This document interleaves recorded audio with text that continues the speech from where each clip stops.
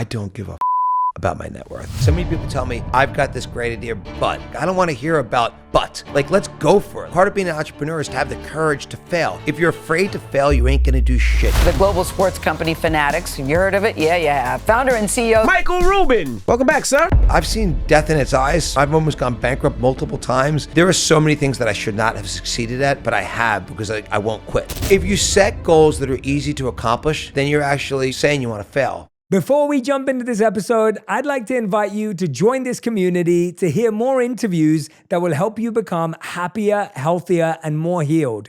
All I want you to do is click on the subscribe button. I love your support. It's incredible to see all your comments, and we're just getting started. I can't wait to go on this journey with you. Thank you so much for subscribing. It means the world to me. the best-selling author and host, the #1 health and wellness podcast. On Purpose with Jay Shetty. I want to ask you, Michael, what was, you're such a successful business person. What was your first ever job that you ever had in life? So for me, I think a lot of people know the story. I was a terrible student, barely made it out of high school, went to college for less than a semester. As bad as a student as I was honestly a worst athlete. Like I wasn't coordinated. I wasn't a good athlete. The one thing I was always good at was working. Like I loved business from the time I was a kid. So everything I remember about being young was working. So my first job that I can remember was probably 8 years old. I probably had like 5 different side hustles. I mean, I was selling trading cards, by the way, not to my friends, but to my friends' parents because they had the money. When it would snow in Philadelphia where I grew up, I would get 5 kids to do the snow shoveling. I would go door to door and actually sell the snow shoveling. I was selling vegetable seeds door to door. I was making stationery on the Apple II Plus and selling it. I mean, I was just like, I was the real entrepreneur. Like it's what I was good at. It's what I like doing. And so I had so many different jobs as an 8-year-old, but I mean, that's like when people say, how long you've been at it, it's crazy. 43 years. I've been doing this since I've been 8 years old. Wow. And when you were doing that, was there any inspiration? Was it just you wanted money? What did you want to buy? What were you doing with that? Like what excited you about it? I don't think for me, even at 8 years old, it was ever about money or wanting to buy things. I think it was always about doing what you're good at. And for me, knowing that I wasn't good, I had a lot of learning challenges. I mean, as a kid, I had every, person to try to help me with all the things I sucked at, whether it was athletically or, it was just like, I wasn't good at sports. I wasn't good at school, but business was what I was good at. So I just always gravitate to that. And I think that's a good thing. Like you should always figure out how to do things that you love. You should figure out how to do things that you're good at and kind of double down on that. So that's always been my whole life. How did you know that at 8? Because I feel like most 8-year-olds today obviously playing video games. Back then they were probably watching TV. Maybe they were out riding a bike. Like, how did you know that you were good at this? And I think it's something for me I was born with. Like I was born with that entrepreneurial hustle. I think I came out of the womb, like just, wanting to be an entrepreneur, like just loving the hustle. And, to me, I've been at this a long time. I work harder than I ever worked today. I love it. It's an honor to do it. It's fun. It's an opportunity. Like I'm never tired. I'm never worn out. Like I just want to go. yeah, can it be learned? Can you teach people to hustle and grind and develop that mindset, or is it born with as you are? So I think I was definitely born with it. That said, I do think, for me, the way I learn is by being a sponge from people. So I'm always picking things up from different people. Like if you just look at the diversity of people I have around me, like I'm always taking so much learnings from them to, be better in what I do. And I try to give those back. So yeah, I think you can definitely learn a lot of this stuff. Just, find people you respect, find people that you admire, find people that you want to be like, and then, take the good from them. And by the way, figure out what they do that you don't like and ignore that. Like I see good and bad in each person. I try to take the good and learn from the bad. And same thing with me. I've got lots of bad habits. I mean, like I'm myself. That's right. That's all I ask for. There is no judgment here. It's a safe space. I just want people to be their authentic selves. And so please continue to be yourself. And I love that idea of learning from people, being a human sponge. What's the most recent or most memorable thing you think you took away from someone, a conversation, a moment, something you read or heard or learned? Was there anything that kind of stuck with you? Yeah, for sure. I mean, look, I'm in LA for the week. I'm doing 6 to 10 meetings a day in my house. And, 2 of the people I met with in the last 2 days have been through some real challenges. And just watching the challenges that they've been through, I'm like, okay, I need to be that much more careful about how I conduct myself in everything that I do. So to me, I'm always taking learnings away from people. I think if you're not, you have no chance of getting better at what you do. I mean, it's like life is no different than sports. You just got to keep getting better at your sport. And so to me, I keep working at everything I do. Yeah. What do you think? Obviously now, when you started 43 years ago at 8 years old, entrepreneurship wasn't as touted as this incredible No, it wasn't touted. opportunity. It was actually weird. Right, Like, yeah. to be clear, like, I was a nerd. Like that I loved business. Like, entrepreneurialism came cool really around technology. Like, I don't think it became cool till almost the from my perspective, I think it was really the birth of the .com era. Yeah. You know, kind of late 90s is when entrepreneurialism became cool. I think before that it was kind of nerdy and weird. So I was definitely born before it all. Yeah, and I'd say even after the financial crisis in like 2007, 8, like that recession, which is because I grew up in the era where we still aspired to be investment bankers or consultants. So when I was at college or when I was growing up, that was seen, if you were into business, my goal was to go into that world because that's what I aspired for. Whereas I think the generation after me and the one after me, they were like, I'm not going to go work for someone. I want to build something on my own. I think that's amazing. Like, for me, I love, one of the things that I'm fortunate enough to do is really, I think in a lot of ways, you know, encourage entrepreneurialism. And, you know, one of our biggest businesses, the collectibles business, which is trading cards and memorabilia, and that's all about entrepreneurs. There's so many entrepreneurs in that business.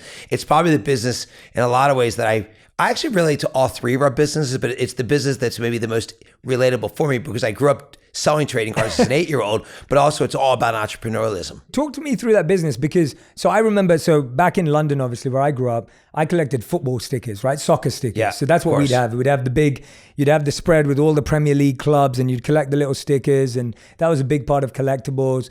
How is that industry evolved as technology's grown, or has it stayed the same where people are still collecting cards and like top trumps and things like that? Yeah, well, I'll say we got into the business about 3 years ago in a really significant way. And today we own Topps, which is the, you know, kind of preeminent brand in trading cards. I'd say that, you know, until our arrival in the industry a little less than 3 years ago, I said there hadn't been, you know, a tremendous amount of innovation. There hadn't been a tremendous amount of marketing.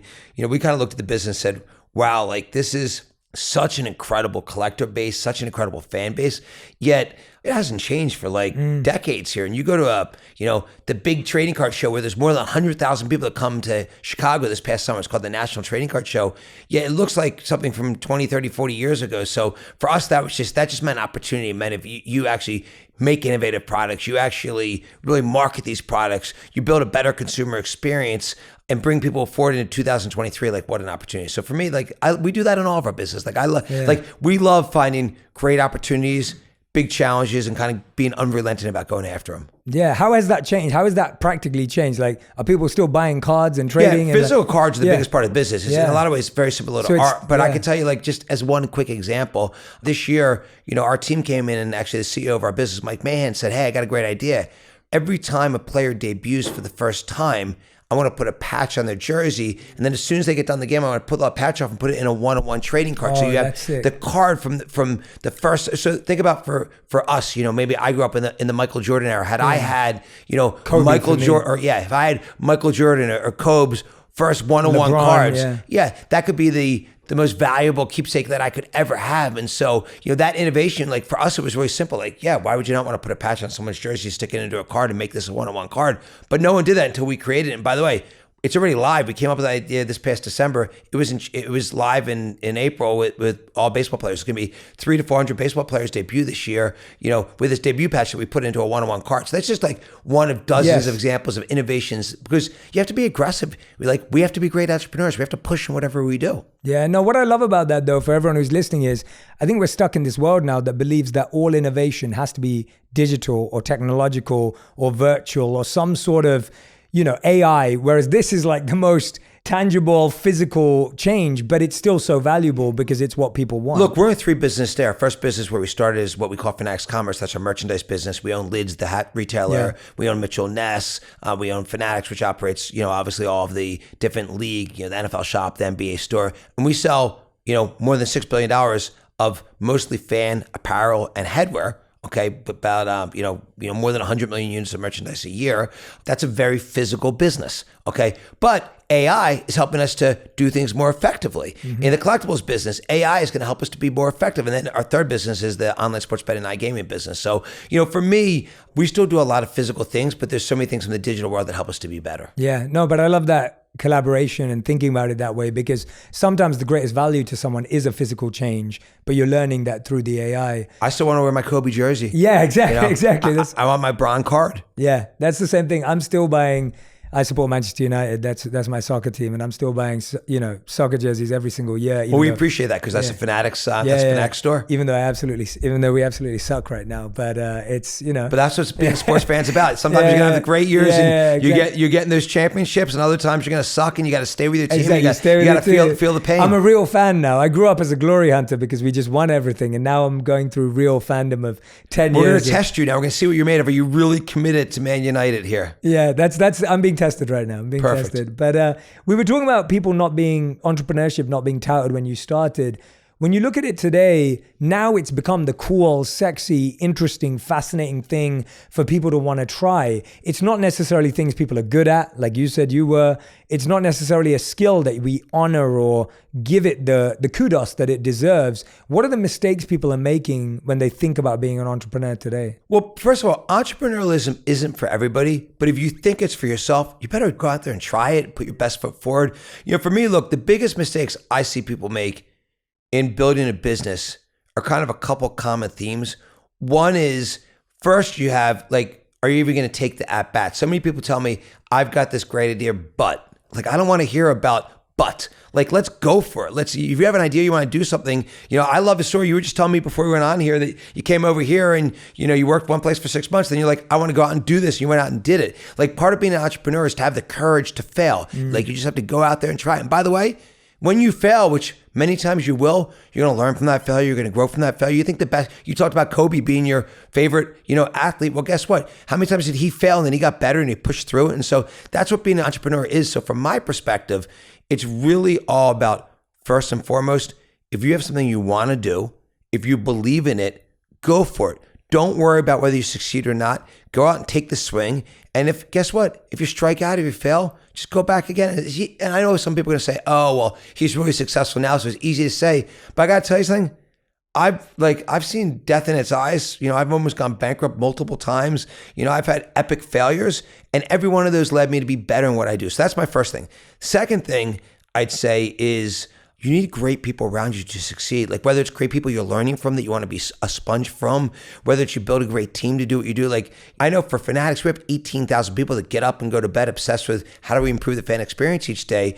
But I collect and work with the best people on the planet. If you don't work with great people, you will fail. You can't win a championship if you don't have great talent, but that talent also needs to work together. And then the last thing, and this will sound corny, but have fun in what you do.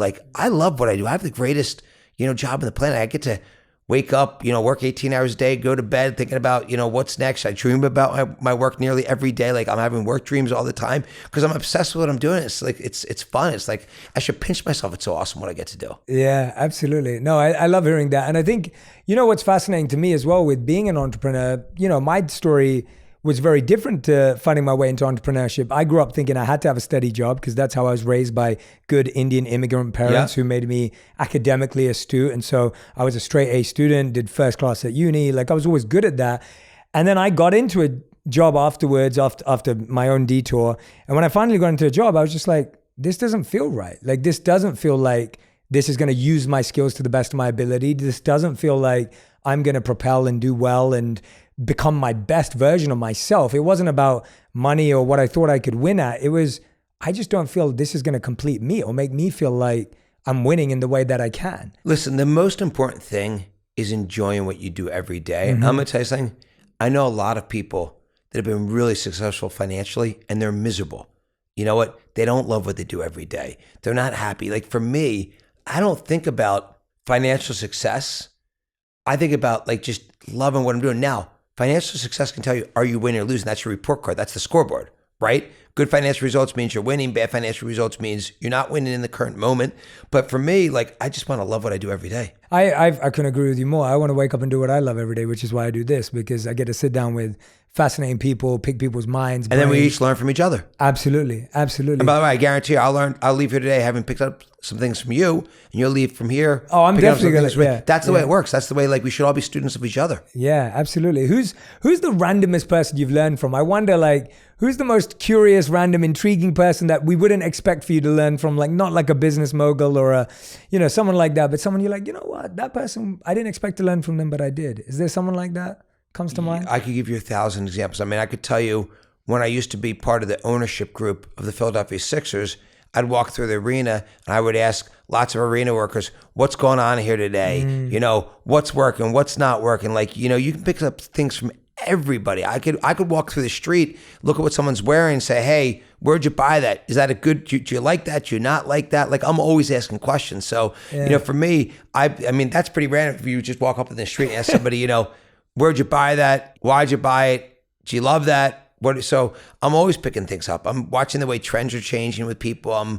Probably the most unique thing about me is the diversity of friends that I have. And I'm learning from the people around me every single day. Yeah, I think that's the only way you understand the pulse of human behavior, right? It's like asking questions, watching patterns. I think pattern watching is an ability, whether it's an algorithm, whether it's the stock market, whether it's, you know, crypto, whatever it is for people, watching patterns is such an unbelievable skill. Would you say that's a skill that you've honed and developed and built? Well, I think it's a really important skill in business because I think it's very predictive of the future. Okay. So the reality is when someone comes in and I'm interviewing a top executive for a role in one of our businesses, and they could seem great. And then I'm going to go out and I'm never going to ask anybody for a reference ever. I've never asked somebody, hey, can you tell me who to call? Like you ask me for reference on myself, I'd call each of those people and say, hey, I gave you as a reference. Make sure you say great things about me, right? So the reality is I'll interview somebody. The first thing I do is if I like them, as soon as they leave, I go out and I start calling people that I knew we had in common to recognize patterns, okay? Because to me, 50% is the interview and 50% is what I learned behind the scenes. And that's probably the more important 50% because someone can blow me away and then, you know, you'll find out in 1 minute, that person sucks, that person, people don't like working with them. Or you can find out that person was a little bit understated, but they're a beast. You know, they've got huge followership.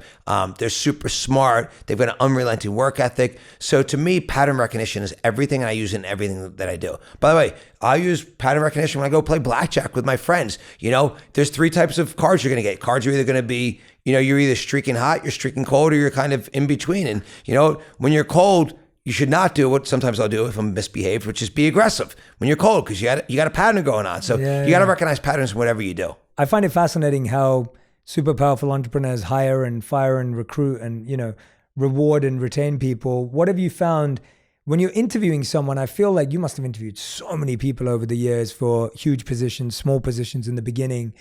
What are you looking for and how are you finding out? Apart from the second part, which I love, calling out people that you have in common, what are you asking? What are you looking for? And how are you making sure you find it in that very date-like format? So let me say, first of all, and this will, I think, shock you, I still probably spend 10 to 20% of a 70 to 90 hour work week interviewing people, okay? Wow. So I am a beast on finding great talent for within our companies, because to me, you can't win without great talent.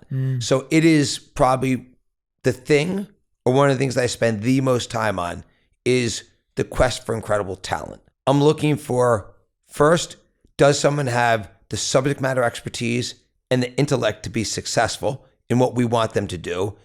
And then 2, do they have the leadership skills? Because generally I'm interviewing people that are either going to work for me or someone who's going to work for someone who I work with. So let's say the top 50 to 100 people within our 18,000 people. So I'm looking for people that are going to be real leaders, that are going to, you know, share the same values that we share. I'm looking for people that can be with us for a long period of time. Like I don't want people that want to come in and be with us for 3 years. I want people that want to I like people who want to be with us and build their careers with us for maybe their entire life. You know, we want people that are just going to be, you know, and also people that are going to they're going to figure out how to win. They're going to put it on their shoulders and they're going to be unrelenting. Like that's my personality. Like there are so many things that I should not have succeeded at, but I have because I won't quit. Okay. And so I think those are some of the things that I just rambled to you that I care about. No. I love those. And I guess the thing about not quitting is really interesting, right? Because you've got this unrelenting, you can see it in the way you speak, in your eyes. Like I've just spent a few moments with you. We've never met before today. And I can fully see that it is just at the core of who you are. And you probably find that you can push people and they may not be able to go as far every time, because they may not have that same energy in them. So how have you found that balance of like seeing someone who you know has the potential, you know they have the skills, but it's almost like they're like, Michael, I already went 7 times, and you're like, yeah, dude, we're going to go 17 because I know at 17 we're going to get there. Yeah, I think the people that are in my real inner circle, you know, I have 6 key executives that I work with day in and day out. The people that run my 3 businesses, the online sports betting and iGaming business, the commerce business, which is merchandise, and the collectibles business, which is trading cards and memorabilia. These businesses, and then my 3 corporate executives, like they have that same mentality. I wouldn't want to work with anyone that didn't have that mentality of like, because they're saying the culture for the entire 18,000, employees at Fanatics. And so to me, people don't share our core values.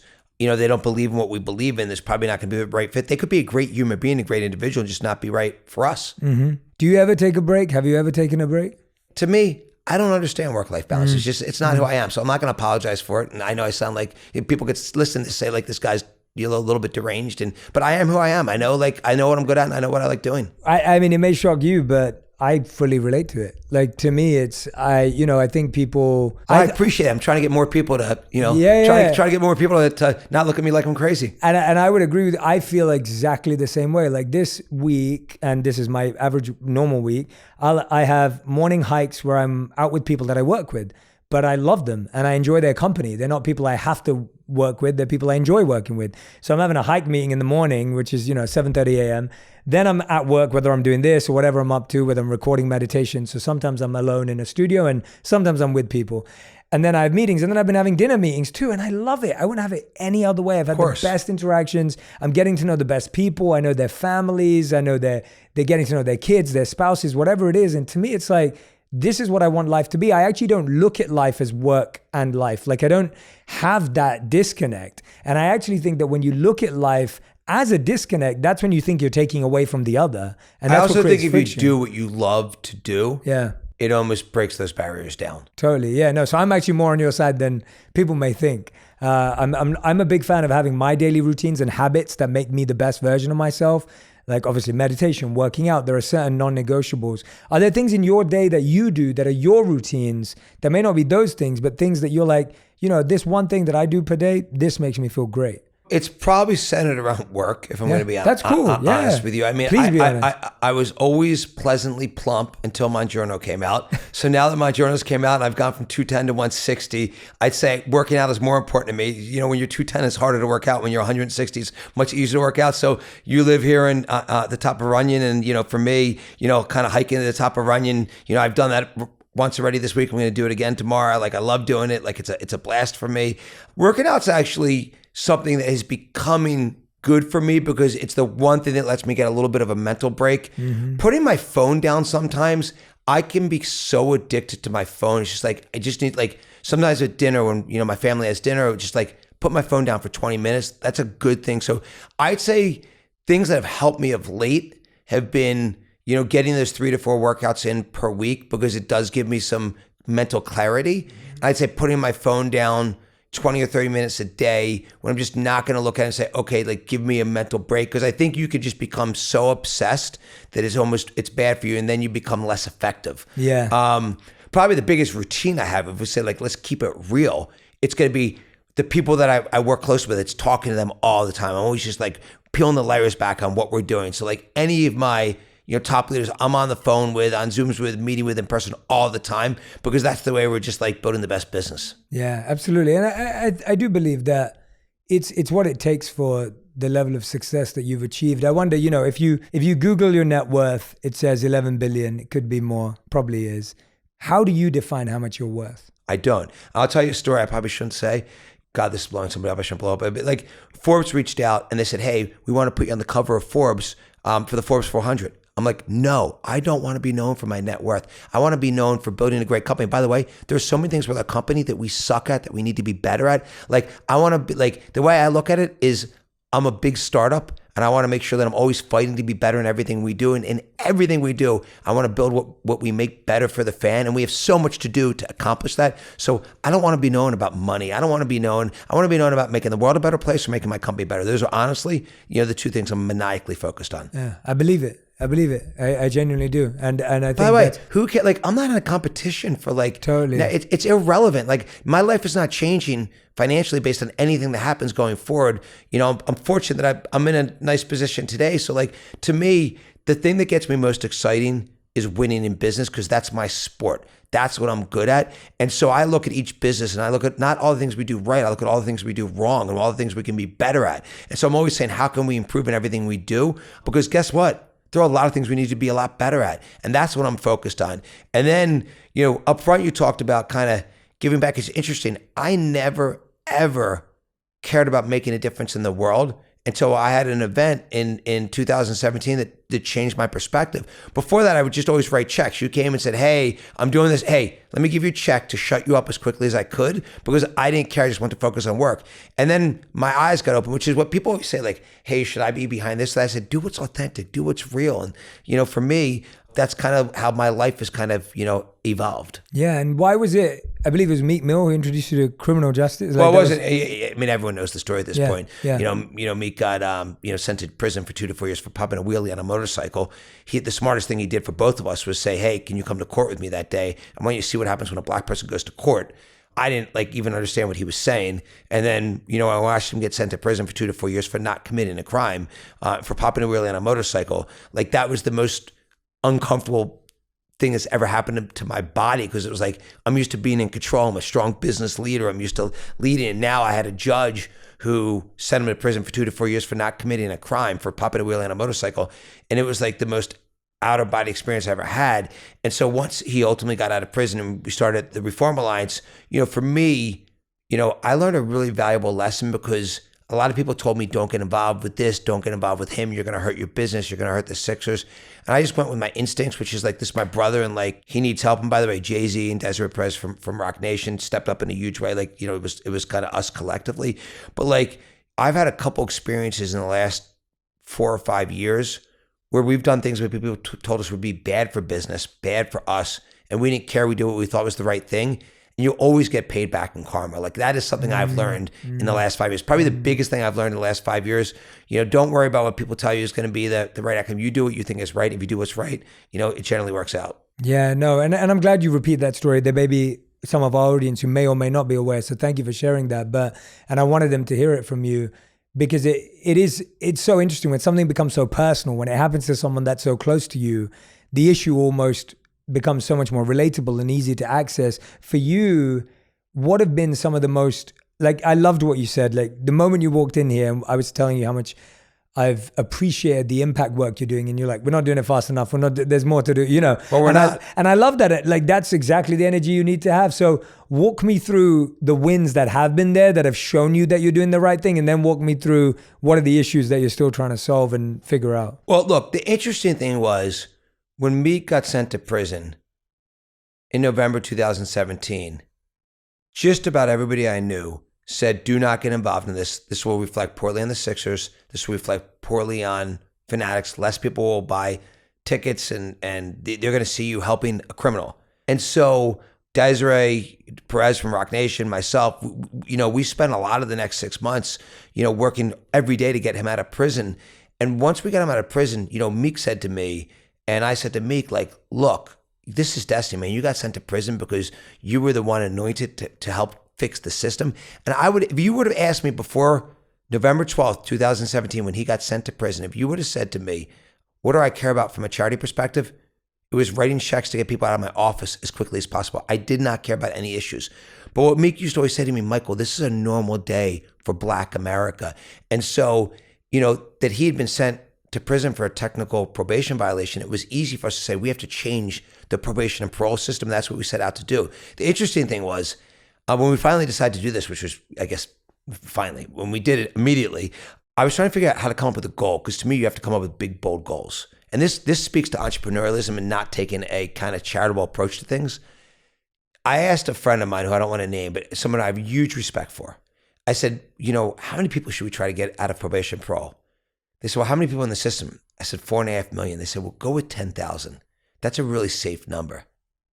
I said, 10,000? Let's go for 1 million. So we're in this less than 5 years. We've passed 17 bills in 11 states and created a pathway for 700,000 people to get off of probation and parole who shouldn't be on it. And by the way, there were 4.5 million people on probation and parole when we started. There's 3.8 million people today. And what's proven, this is really important to understand, if you keep someone on probation or parole too long, You entrap them in the criminal justice system. And then what you do is you actually create a less safe outcome for neighborhoods and for environments versus if people serve their time, have the appropriate amount of rehabilitation, they're on probation, parole for the right amount of time, then they're going to go out and they're going to make, a positive impact in the world. So Meek had been on probation between the time served and time left 18 years.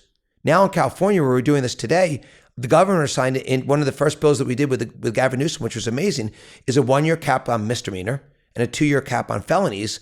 And that was like breakthrough legislation that we worked on together, with many people to bring together to make that happen in the state of California. It was one of the best things we've done at the Reform Alliance. So my point is that's huge. We turned this negative into a positive.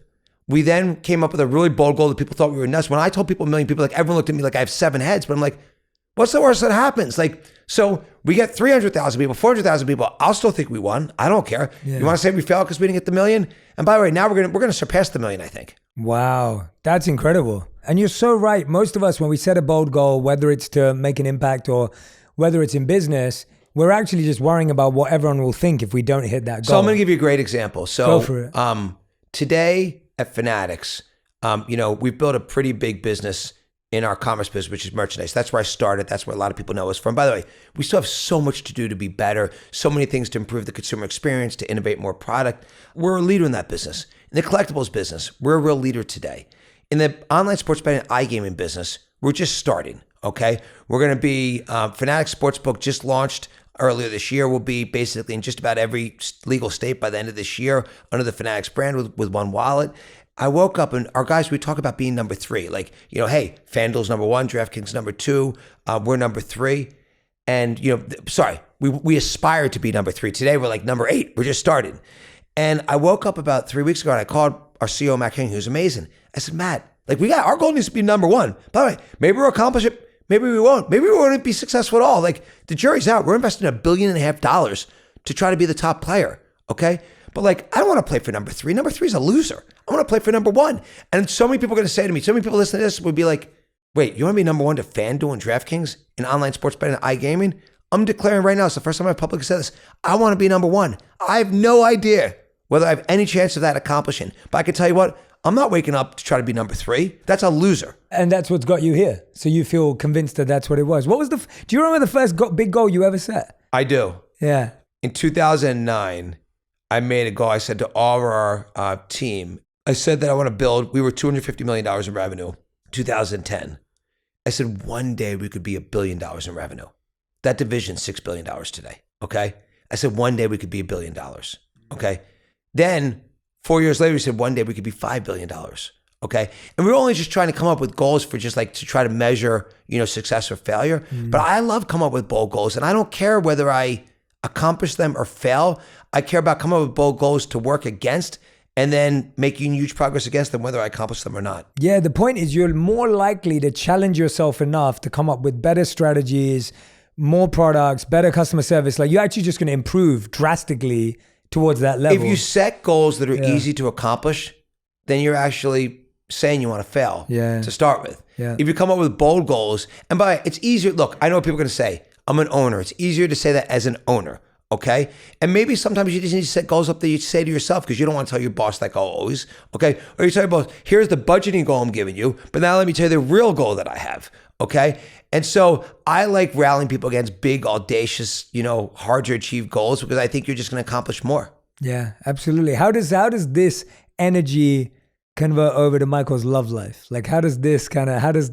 How does Michael in love change from Michael in business? You'd have to ask Camille that. Yeah. I think what Camille would say is she's incredibly supportive of what I do. She knows it's what I love doing. She's the most incredible mother on the planet. We have, so I have a 17-year-old daughter, then I have a 3-year-old and a 1-year-old with Camille. She puts as much energy as I put into work, she puts into being a mom. And I think that's what makes us great together. Would I say that, I'm always the most available person? No. Does she want to, kill me multiple times a week? Probably yes. But she also knows this is what makes me and what I love to do. And, she loves being the greatest mom in the world. We have a great relationship. But, would you call my personal life or our personal life perfect? Definitely not, because I work like an animal. No, of course not. Of course not. No one has the perfect personal or professional life. But the reason why I ask is, it's really interesting. I always feel like, so much can be solved at the point of connection. What I mean by that is, my wife's a busy person, I'm a busy person, but I was saying to some of my team the other day, I'm really grateful that my wife has never said to me in the last 10 years that we've been together, you don't spend enough time with me. It's because she knows who I am. She understands how I work. She knows I make time. I am present when I'm there, but she gets me. Like she really gets me. And she got me when we got together. Yes, I was very not successful when we met, but she gets me and she's seen that energy grow. And so she loves the time. And by the way, I don't say the same to her either. She never hears from me, like, you don't spend enough time with me or you're not around if she's busy and she has to move. Did you know that when you met Camille? How did you set that up? How did that become real? How did she get to know you that well? Because I feel like for a lot of people, the way you work, the way I work, the way certain people work, it would be unbearable and it would be a deal breaker. But then it's really hard to also have an amazing life and build everything you want to build, right? So how did you, I'm just intrigued as to how you had that conversation early days. Yeah, I'm not sure if we had the conversation or it kind of just grew into what it is. I think the same thing for Camille or my older daughter, Kylie. They would both say they wish that I were more available, more present, but they also respect and learn from my work ethic and what I do. And I think, it kind of works itself out in the end, but, different than you, I do hear from both Camille and Kylie, you don't have enough time for me. You're not available enough. And sometimes that's a really good pride. Like, okay, put your phone down and turn the ringer off for a half an hour. You don't always need to grab every call. And you know what my older daughter would always say to me, Kylie, is like, Dad, it's always somebody important. I'm your oldest daughter, and Camille would say to me, it's me, like, just let it go for a little bit. So they actually help me, whatever little balance I have, I think I get from Camille and Kylie. I loved what you said. Like, sometimes they say, I need more time, but they also respect me. How do you reconcile that kind of dad guilt that could come with that? I'm not a father yet, but a lot of my friends who are, they'll say it's so painful watching your little girl. My friends who have little girls will say, it's so painful watching your little girl say, Daddy, just stay at home with me today, right? Like, how do you reconcile, like, this is good for them to see me work hard and I know when to, like, put my phone down, but how do you make sense with that? Yeah, well, the good thing is my 3-year-old and 1-year-old have grown up with me like this. So did Kylie, by the way. Yeah. So they've all seen that work ethic. Look, Kylie, as everyone knows, my 17-year-old is with me all the time. She travels with me all the time. She's actually on a plane right now. She's about to land here in a few hours. Amazing. So, she's with me a lot. She's got a great, Kylie and Camille have a great relationship. They may have a support group, together for the two of them against me. Every family's different. Every person's different. Everyone needs to do what works for them. And I think I do what works for me and they do what works for them. And I think they appreciate it. I also know to be there when it really matters. And so for me, Kylie went through an experience earlier this year and she called me and it had to do with college. She's like cursing me out. She's like, I need you to help me figure this out right now. And it was about like, because Kylie's much smarter than me, but she's not like, she goes to the toughest school in Philadelphia and she wanted like some help with certain things. And like, I had to call around and figure out how to do that and learn and peel the layers back and ultimately figure it out together. It's like when it really matters, like I'm always there and I'm good at figuring out what matters and what doesn't. And so I think that could be a superpower I have, which is how to prioritize. I am good at figuring out when am I really needed, when do I need to lock in and focus. It could be lock in and focus on a really important business deal, or it could be lock in and focus on a really important moment for Camille or for Kylie. Yeah. What your daughters do for you, my sister does for me. She'll always be like, stop being Jay Shetty, just be my brother. Like, it's like that feeling of like, stop giving me that advice, just be my brother and like give me a hug. I get that from both of them all the time. Yeah. My 3-year-old Romy will, I'm sure, be giving me that like within a year or two. And it's the best feeling, right? It's such a beautiful feeling because someone loves you and wants you to just be there for them. It's getting those moments which you can really appreciate. So, I try to get them when I can. Yeah, and Michael, that's what I'm trying to do on this podcast here. I don't think there is an ideal way to live. I don't think there is a perfect way to approach your problems. I think that what I like to do is I like to introduce people. This is kind of my whole hypothesis in life. If I can introduce people to as many diverse people as possible that have all in their own way found purpose, impact, and success, then people actually have a chance of saying, oh, I like what they're saying, I'm going to run with that. Or actually, you know what, I never thought about it like that, because I find when I was growing up, we were all exposed to the same set of people and the same set of ideas, and it was so hard to break that. And it was only for me, obviously, which is my personal journey. When I met a monk at 18, I didn't know what monks were. I didn't care what monks were. I had no interest in anything spiritual. If I had never met a monk, I would never have gone down the path of life I did. And so I'm always asking people, who's your monk? And for some people, their monk will be you. And what I mean by that is they're going to get introduced to you and go, yeah, that's how I want to live my life. That resonates with me. Does that make sense? It makes complete sense. And I'm a huge believer in it. And look, if you'd say what's the most unique thing about me, it's probably the diversification of the people around me. And I think I've built that because it's right for me, because I'm learning from all these people around me. Yeah. And so I've got this person, actually, it's a person who owns a local hobby shop, and he keeps sending me these really long text messages. And I actually keep meaning to send him back a voice note to say, hey man, I actually appreciate your input, but I barely read. Like, I'm not that literate. Like, you're laughing, I'm dead serious. Like, I haven't read a book since 9th grade. The last book I read was in 9th grade. I read The Swoosh, the unauthorized story about Phil Knight. It's the last time I read a book, okay? So I'm not a good reader. I'm pretty dyslexic, okay? So like, the way I learn is by like quick conversations. You know, you want me to read something, send me 3 lines and I'm actually gonna read it. You send me 3 paragraphs, I'm tuned out before I start. So it's like, that's why I'm saying we all gotta learn from each other, what works for each other, and that's, what makes me me. Absolutely. Michael, you've been amazing. We end every episode with a final 5. You'll like this. Each question has to be answered in 1 word to 1 sentence maximum. So it goes aligned with what you just said. So Michael, Rubin, these are your final 5. Question 1 is, what is the best entrepreneurship advice you've ever heard or received? Don't be afraid to fail. Because if you're afraid to fail, you're never gonna take the shot. Like, how do you wanna be an entrepreneur? You're sitting there and you're trying to figure out, like, should I do this or not? Like, you gotta go for it. Second question, what is the worst entrepreneurship advice you've ever heard or received? Do it for the money. All right, question number 3. What's something you're currently trying to learn, maybe in business or in life, something you're working on? How to do what's best for the consumer in everything that we do. Like, just complete consumer focus.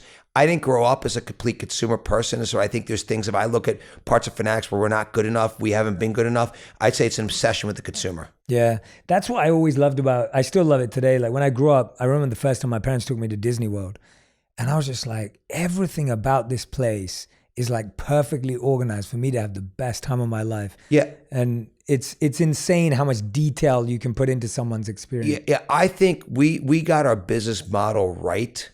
Everything I do has to be about the consumer. To win in a consumer business, it has to be about consumer first in everything you do. Yeah. That's something that I'm really, it's the biggest thing I'm focused on right now. Yeah, I love that. That's beautiful. All right, question number 4. How would you define your current purpose with your impact work?